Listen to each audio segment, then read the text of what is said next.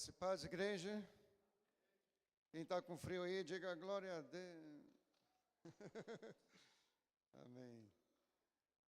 Eu não gosto muito do mês de julho, não, nem dezembro, porque os irmãos aproveitam as férias e viajam, eu fico com saudade dos irmãos. Mas vamos abrir, queridos, a palavra do Senhor em Jeremias capítulo 33. Eu vou focar no versículo mais conhecido do texto, mas conhecido assim por aqueles que têm uma certa intimidade com a palavra, né? E o restante eu vou pegar apenas o contexto para a nossa reflexão devocional nessa noite. Jeremias 33, e diz: E veio a palavra do Senhor a Jeremias segunda vez, estando ele ainda preso no pátio da guarda, dizendo: Assim diz o Senhor que fez isso, o Senhor que forma isso, para o estabelecer. O seu nome é o Senhor.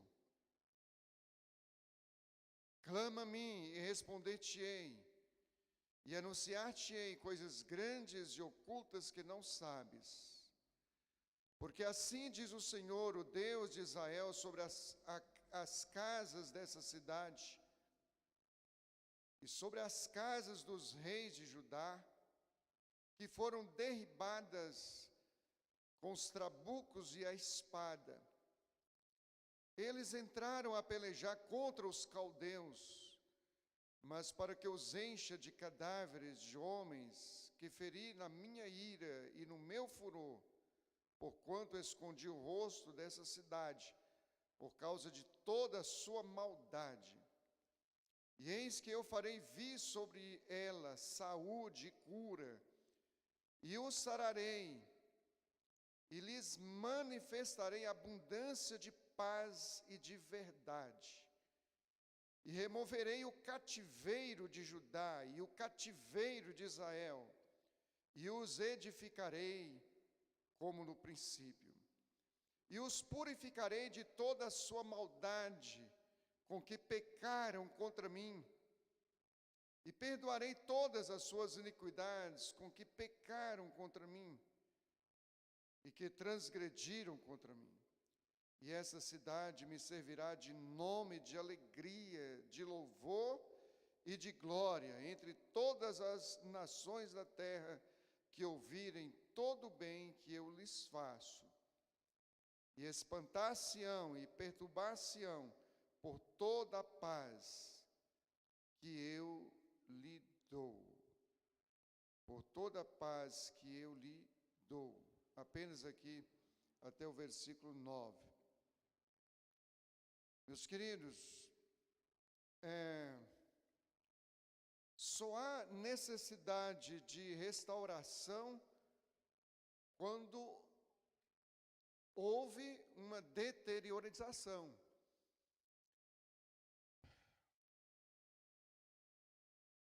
Deus está, nesse texto, prometendo uma restauração. Essa restauração, ela pode ser vista em três dimensões. Na dimensão física, na dimensão espiritual e também na dimensão escatológica, que diz respeito à vinda de Jesus, o estabelecimento de uma paz definitiva. Deus estaria restaurando Jerusalém fisicamente, as casas, a cidade. Deus estaria restaurando Israel e Judá espiritualmente.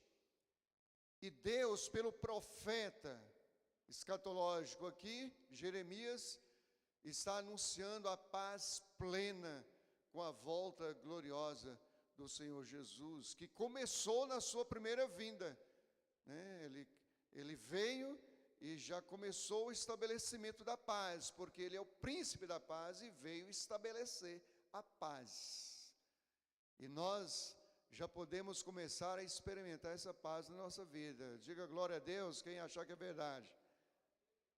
Só na vida de alguns, né? Amém? Queridos, olha, veja bem, uma vez alguém estava pregando dizendo assim, olha, porque dizem que quando você entrega a sua vida para Jesus, se torna um servo de Jesus, a sua vida muda, tudo melhora. Mentira, mentira. Eu falei, se é mentira, então aconteceu tudo diferente comigo. Eu acho que ele não foi feliz na forma de colocar.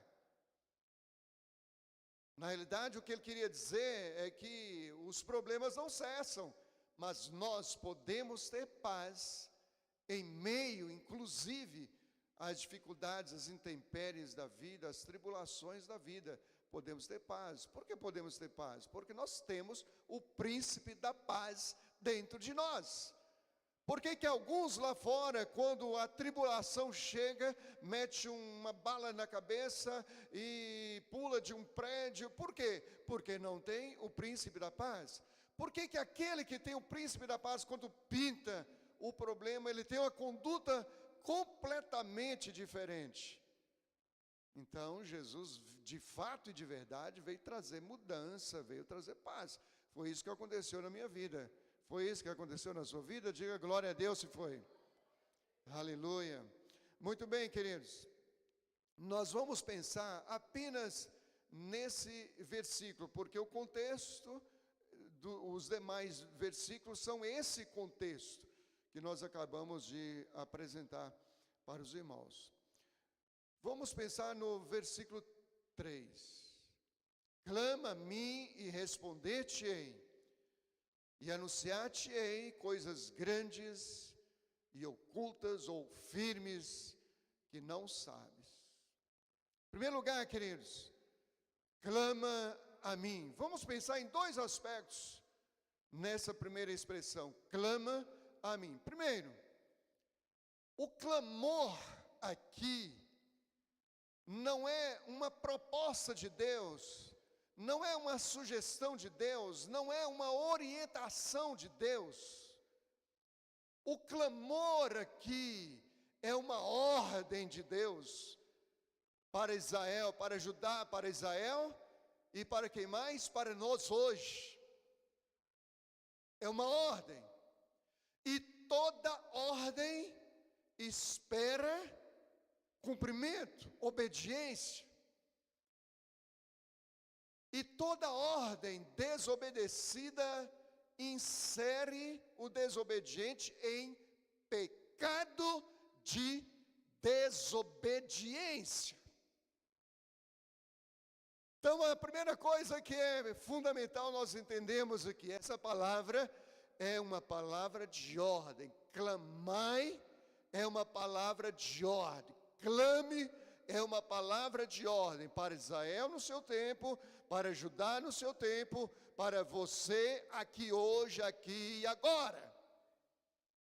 Se não clamarmos, estamos no pecado de desobediência. Haverão os momentos em que precisaremos clamar, assim como a oração também é uma palavra de ordem, orai é uma palavra de ordem, o clamor também é uma palavra de ordem. Mas pastor, clamar e orar não é a mesma coisa? Pode até ser. O que muda é a intensidade, e não é a intensidade externa, é a intensidade interna, do coração, a necessidade do coração. Hoje mesmo, nosso pastor Levi estava compartilhando na escola dominical sobre um colega que se matou, mas assim, ele entendeu que convivendo com ele regularmente, ele entendeu que tudo estava bem, mas não estava. No interior dele havia algo muito, mas muito forte. Tão forte que ele não suportou e tirou a própria vida. Mas será que foi porque ele estava devendo uns R$1.000 aí? Mas isso não é motivo para mim, para você, para outra, mas de repente para ele é. Quem vai saber da intensidade da nossa necessidade somos nós mesmos. Ah, mas isso é bobeira para mim, pode ser bobeira para mim. Ah, mas isso é bobeira, pode ser bobeira para você, mas para mim não. Uma vez, aliás, não tem muito tempo, alguém repetiu a mesma coisa, quando diz, olha, vocês são barulhentos demais na hora de orar, Deus não é surdo. Não é surdo, Ele não precisa, na realidade, nem sequer ouvir meus murmúrios, porque Ele já conhece tudo. Deus não precisa que eu grite nos ouvidos dEle, não. Ele não tem nenhuma necessidade disso. Agora, de repente, a minha alma tem necessidade de clamar. Ou os irmãos acham que os discípulos, quando estavam navegando ali para a região de Gadara, e que vieram as tempestades, o mar se tornou revolto, altas horas da noite, Jesus dormindo na polpa do barco, eles foram lá orar, dobrar os seus joelhos, Jesus, eu te peço para que acalme esse mar. Não, o que eles fizeram? Foram lá e sacudiram, acordaram Jesus. Jesus, não se te dá que perecemos. Lembra-se também do cego de Jericó. Jesus, filho de Davi, tem misericórdia de mim. Era a necessidade dele, e numa oportunidade única, isolada na história, porque Jesus nunca passara por aquele trecho antes, nem possivelmente iria passar depois. Portanto, era uma oportunidade única, que ele entendeu que não podia deixar passar. Ele não iria dobrar os joelhinhos e dizer, Senhor, muito obrigado por essa comidinha de hoje, em nome de Jesus, amém. Não, Jesus clamou, clama a mim. Por que Israel teria que clamar, mais do que fazer uma simples oração? Os irmãos estão entendendo que é simples oração, orar rotineiramente. É porque a situação de Israel, conforme foi descrito no texto que lemos, era simplesmente terrível. O pecado de Judá e Israel já estava incomodando o coração de Deus. Deus viria fazer alguma coisa de restauração, conforme já dissemos, a favor de Israel. Mas Israel precisava clamar. Clama é uma palavra de ordem. E aí ele diz, a mim, clama a mim.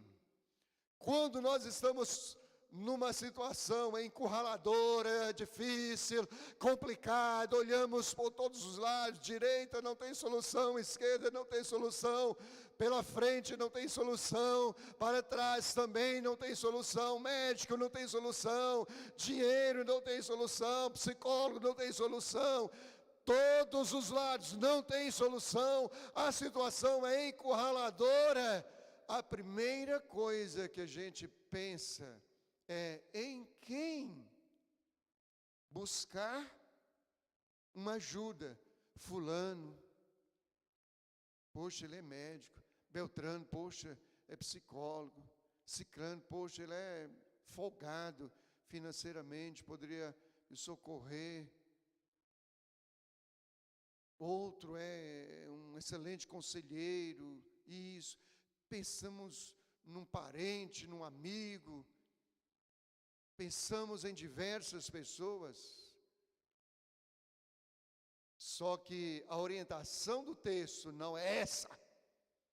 Essa é uma tendência nossa, sua e minha, nas nossas limitações espirituais, nas nossas distrações espirituais. Estou na peia, estou encurralado, Pastor João, me socorra. Pastor Levi, me socorra. Pastor Márcio, socorra. Irmão fulano, me socorra. Irmã fulana, me socorra. Não, clama a mim. Não é o homem, não é a mulher, não é o médico, não é o advogado, não é o psicólogo. Clama a mim. Agora, é errado a gente buscar essas escapatórias, esses recursos? Não, não tem nenhum problema quanto a isso.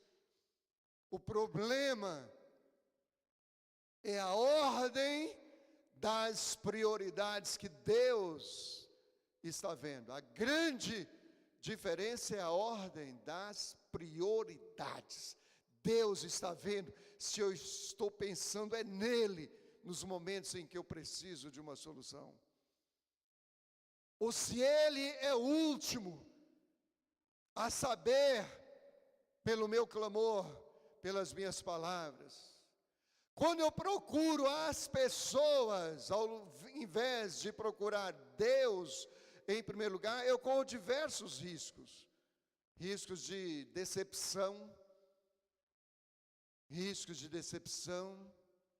porque normalmente nós somos assim. Estou precisando de uma grana, estou aí apertadíssimo. E aí, fulano, tudo beleza? Beleza. E você, como é que está? A família está boa? Beleza, tudo bem. E aí, aquilo outro, tá bom, meu irmão, estou precisando de um dinheiro. Alô? Não estou ouvindo mais.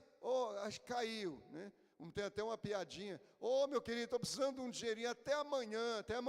Tchau, desliga o telefone. Normalmente nós somos assim. Podemos correr o grande risco de decepções. Mas vamos buscar ao Senhor. Clamai a mim. Clama a mim. Clama a mim. E aí o texto diz: e responder-te-ei. Isso significa uma coisa, igreja, que a resposta de Deus vem depois do clamor. Não vem antes, é depois. Clama e eu te respondo. O clamor vem antes. Isso significa o quê, queridos? Que muitas vezes nós invertemos as coisas. As situações nos encurralam e nós estamos aí na expectativa de uma solução, mas nos esquecemos de clamar. Pensamos em qualquer coisa, nos deixamos absorver pelas situações, pelas circunstâncias, e não clamamos. A resposta não chega, mas eu não estou disposto a pagar o preço do clamor.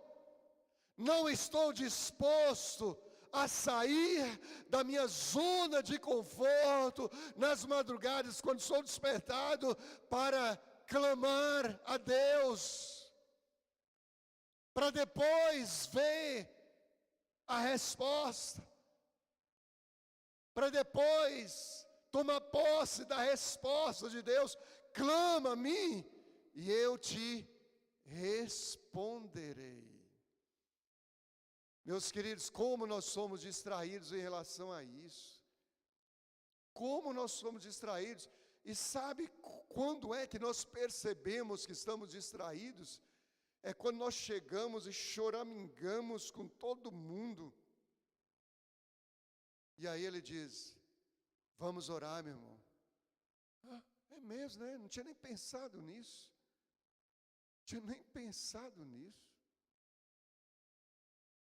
Até ficamos como que chocados. Orar, é mesmo, né? Vamos orar. A gente fica até um pouco sem graça, assim. Poxa, orar, né? Eu sou crente, né? Sou servo de Deus. Tem que orar mesmo. A resposta vem depois do clamor. Vamos voltar, queridos, ao início do texto. Clama a mim. Diga comigo, clama a mim. De novo, didaticamente falando, clama a mim. Mas às vezes não é isso que nós fazemos. Quando nós vamos ler o versículo, clama a mim, nós lemos diferente. Nós lemos assim, reclama de mim. Clama a mim, clama a mim, é o que está dizendo. Mas eu entendo, reclama de mim.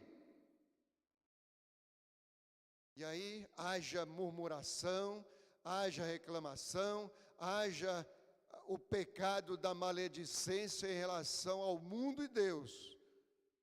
A Deus e o mundo. Porque estou nessa situação, eu falo tanto, eu faço tanto, sou tão bonzinho, e nos justificamos tanto, e murmuramos tanto. Ao invés de clamar ao Senhor, falamos mal do Senhor, reclamamos do Senhor. Como se fôssemos os merecedores implacáveis. Deus é que é o culpado de não me atender. Deus é que é o culpado de não me socorrer. Deus não se agrada, queridos, da murmuração. Deus não se agrada da reclamação. Oh, meus irmãos, como a gente conhece pessoas que são assim. As palavras não são de bênçãos, quase que nunca. As palavras não são de fé, quase que nunca. Não são nem de otimismo humano, quanto mais de fé.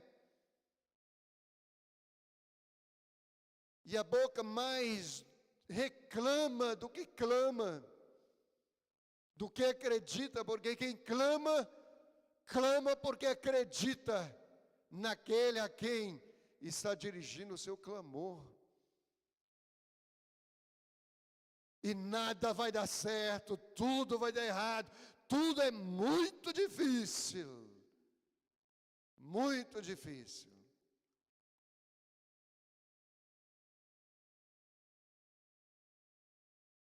Queridos, as coisas, elas são difíceis mesmo.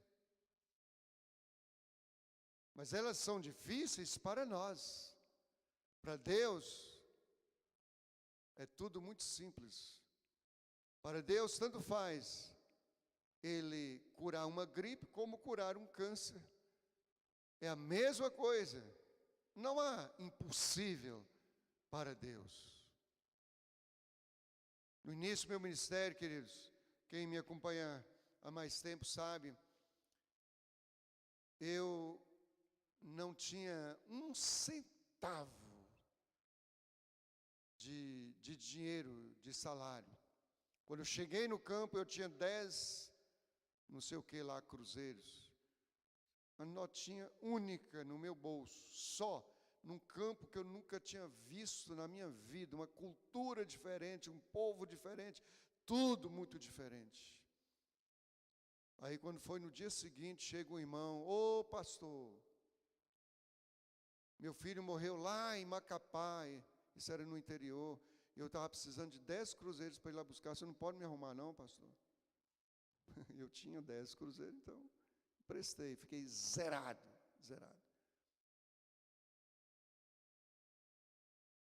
Estou vivo até agora, não morri de fome. Mas só que, compartilhando isso com determinadas pessoas, aí ela diz, mas você era solteiro, né? Aí é fácil, né? Aí é fácil. Sozinho, aí é fácil. Cara, olha, ou é Deus que está me sustentando, ou sou eu mesmo.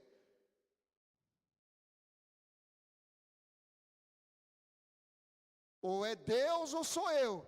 Porque se é Deus, eu poderia estar casado com 10 filhos, seria sustentado exatamente do mesmo jeito.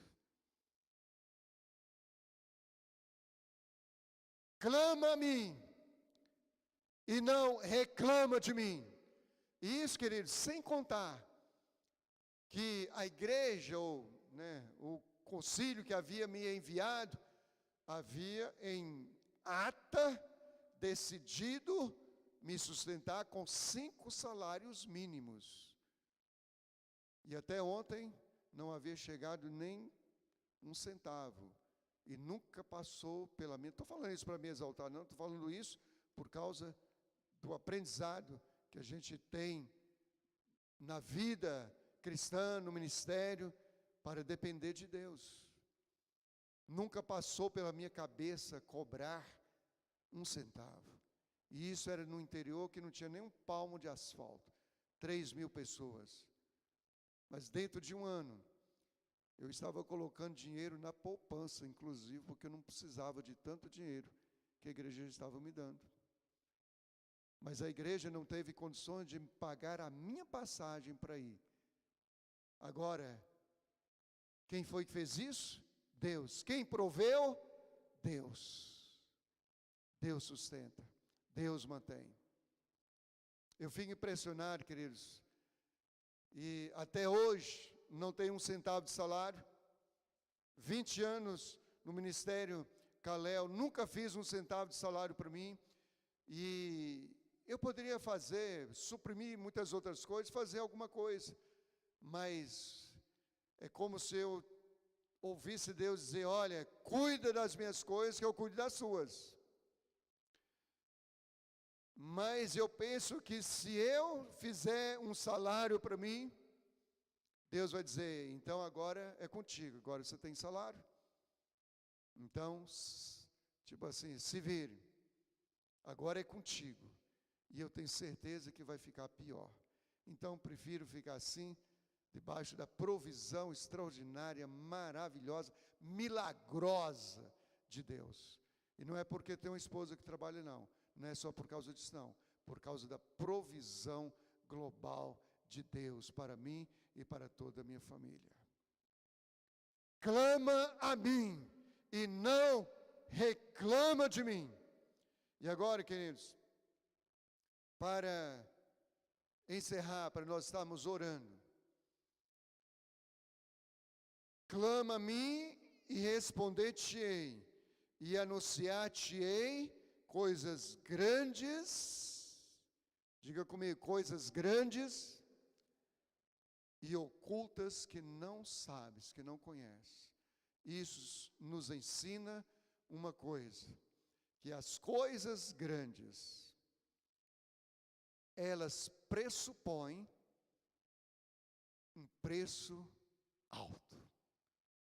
Coisa grande pressupõe preço alto. Coisas grandes pressupõem investimento alto. Coisas grandes pressupõem uma postura grande, firme.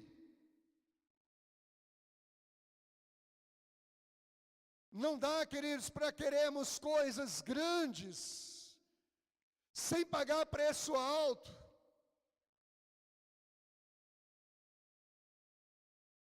Eu quero as coisas, mas não quero pagar preço por isso.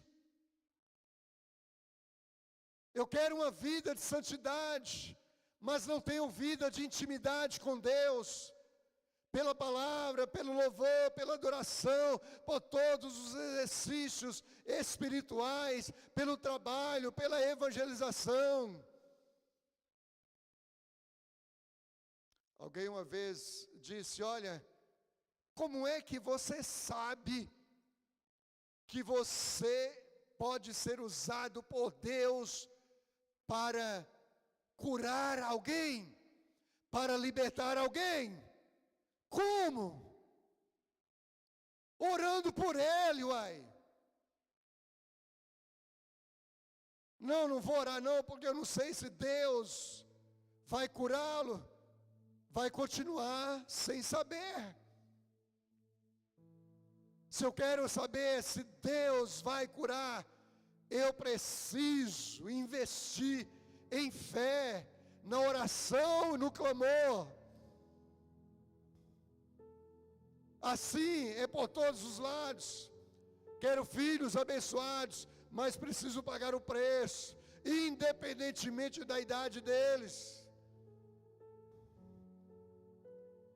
Quero cônjuge abençoado, esposa abençoada, marido abençoado, mas também não pago preço, não invisto na oração e uma série de outras ferramentas das quais posso lançar a mão,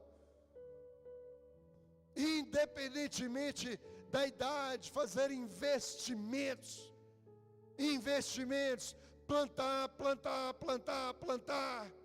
até que germine, nasce e frutifique na vida daquela pessoa. Mas a gente investe um dia, 2 dias, uma semana, 1 mês, 2 meses, e já não temos mais paciência para podermos investir. Não vamos colher dos frutos, não vamos ver os resultados. Deus quer investimento nosso. Grandes coisas pressupõem preço alto. Clama a mim e responder-te-ei, e anunciar-te-ei coisas grandes e ocultas que não sabes. Coisas grandes pressupõem grandes investimentos.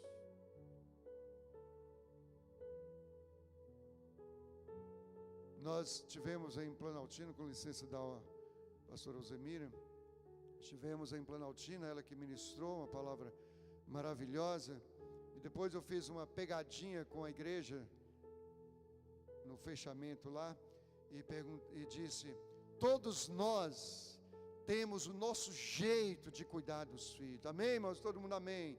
Todos nós temos o nosso jeito de tratar o cônjuge, amém, irmãos? Porque ela pregou naquele texto: se o Senhor não edificar a casa, em vão trabalham os que edificam. Mas isso foi só uma pegadinha mesmo. E os irmãos, amém, amém.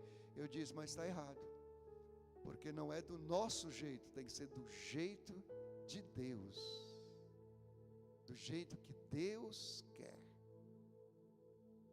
Então precisamos fazer o investimento daquilo que são princípios de Deus na palavra dele, e não porque eu sou assim, porque comigo é assim, porque o eu é maior do que o peito. Não é assim, é do jeito que Deus quer. Vamos ficar em pé, igreja, em nome de Jesus. A graça do Senhor Jesus, o amor de Deus, o Pai, a comunhão, as consolações e uma presença poderosa do Espírito Santo do Senhor sejam sobre esta igreja e sejam sobre a igreja do Senhor Jesus, espalhada na face da terra, hoje pelos séculos dos séculos. Aleluia. Amém.